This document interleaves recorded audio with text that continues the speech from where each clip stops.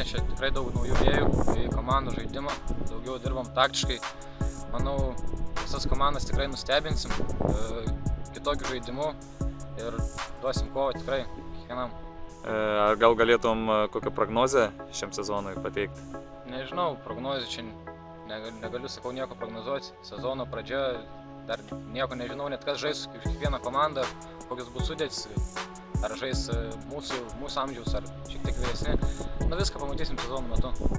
Raižas kaip ir nelabai, nežinau, iš tikrųjų nesitreniruoja visa komanda kartu, esam daug dar neatidirbę, kampiniui, tiesiog dar daug iš tikrųjų reikia pasiruošti, dar nieko negaliu sakyti.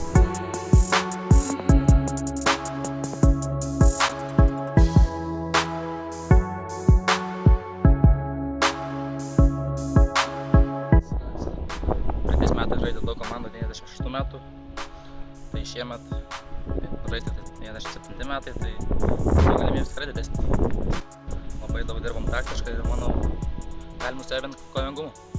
Ir kokios tavo ateinančio sezono prognozės? Prognozė čia labai ką galiu pasakyti, bet tikslas ir vėl tas pats išlikti lygoje ir žiūrėsim kokiam sezono gale.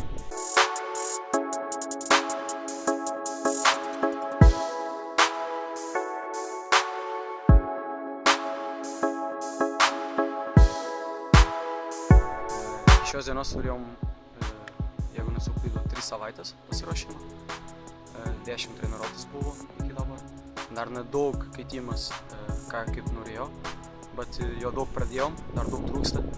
Ir galvoju, kad dar nespėsim iki pirmą varžybų čempionatą. Viskas pasiruošę, bet pabandom kuo greičiau to padaryti. Tikslas šitą sezoną yra nekristi iš elitinės lygą. Antras tikslas yra pasiruošti kuo daugiau žaidėjas Bangos komanda. Viena mūsų tikslų yra kiekvieną varžybų kovok dėl pergalės ir parodyti charakterį per rungtynę, todėl mes Bangai esame.